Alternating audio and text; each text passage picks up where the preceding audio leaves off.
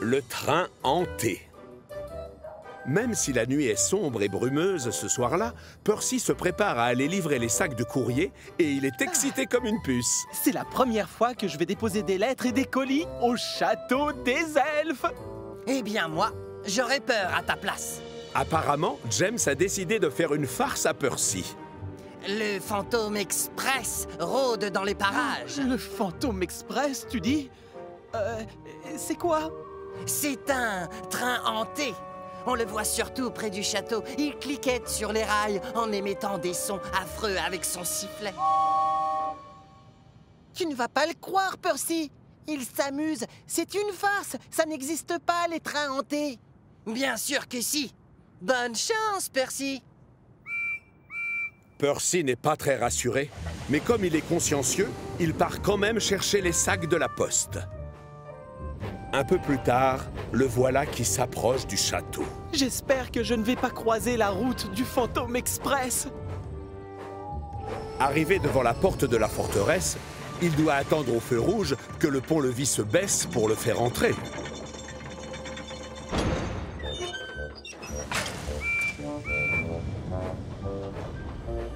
Pendant que son conducteur décharge les sacs de courrier, Percy ne peut pas s'empêcher de repenser à l'histoire de James.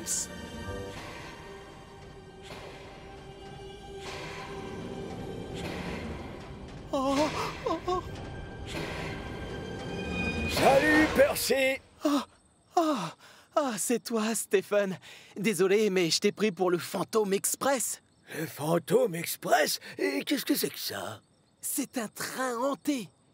Il rôde près du château, cliquette sur les rails et fait des bruits lugubres avec son sifflet.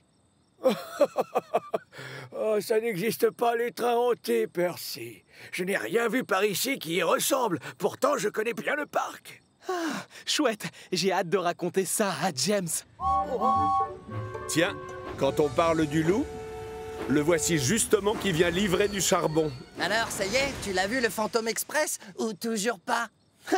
C'est pas la peine, je n'y crois plus à ton histoire. Stephen m'a juré qu'il n'y avait pas de train hanté ici. Et c'est pas un menteur. James joue à celui qui est vexé. Non, désolé, mais il se trompe. Moi, je viens de le voir, le Fantôme Express, et il avait l'air bien réel. Il rôde dans le parc en ce moment même. Sans blague, et ses roues, elles cliquetaient? Oh, non, on ne te croit pas du tout. Ah. Oh. Et c'était quoi ce bruit dans ce cas-là? Je vous parie ma cheminée que c'était celui émis par le sifflet lugubre du Fantôme Express. En réalité, c'est une chouette qui ulule. Mais Stephen, qui ne croit pourtant pas aux fantômes, commence à avoir des doutes. On n'a qu'à se retrouver plus tard, Percy, quand on aura terminé nos missions. Bonne idée, je suis d'accord.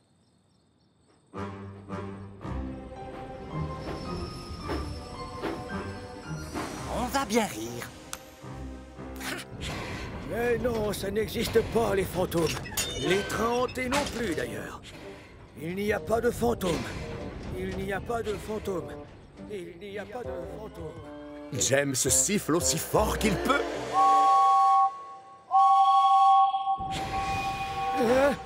Qui est-ce? Oh, ce ne serait pas... Non, c'est pas lui. Au secours!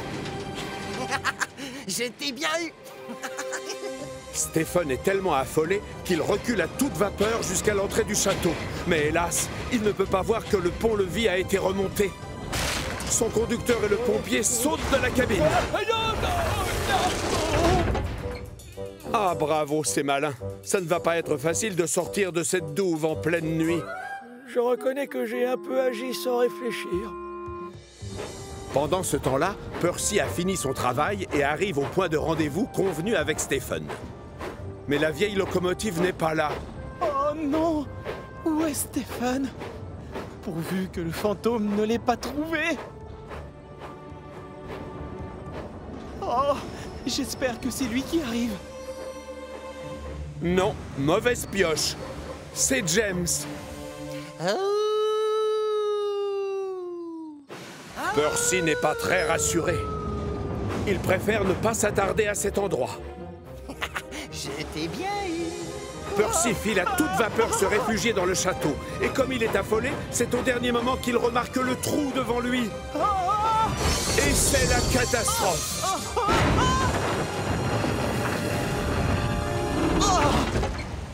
Coucou, Percy. Tu as trouvé le point de rendez-vous, bravo. Mais la plaisanterie a assez duré. Et James part avouer la vérité à ses amis. Percy! Stephen! Seulement, il y a tellement de brouillard qu'il voit à peine le bout de son nez. Et tandis qu'il longe les hauts murs du château sans autre compagnie que celle de la lune, James commence à frissonner. C'est le comble. Maintenant, c'est lui qui a peur. Finalement, peut-être qu'il existe vraiment ce fantôme express. Ah! Et peut-être qu'il s'est emparé de Percy et de Stephen. James a beau chercher ses deux amis partout, il ne les voit nulle part. Et maintenant, avec le pont-levis baissé, Percy et Stephen sont carrément cachés. J'ai l'impression qu'on va avoir de la compagnie. Vite, signalons notre présence en sifflant.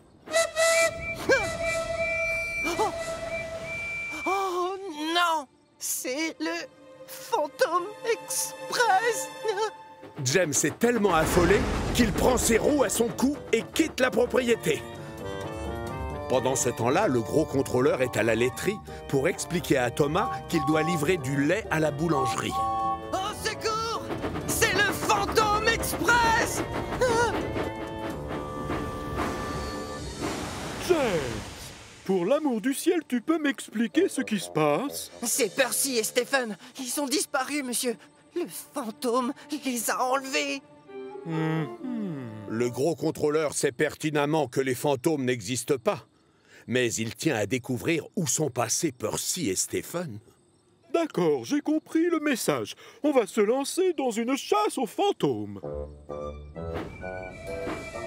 Alors que le gros contrôleur et James s'approchent du château, une symphonie de sifflets déchire le silence de la nuit, amplifiée par la profondeur des douves. C'est lui, monsieur! C'est le train fantôme! Ça? Non, ça n'a rien d'un fantôme, James. Relevez-moi ce pont-levis.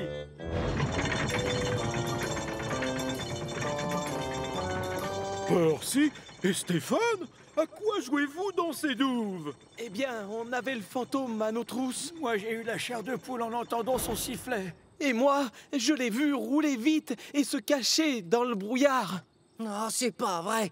En fait, ce n'était pas le fantôme. Ah, c'était simplement moi.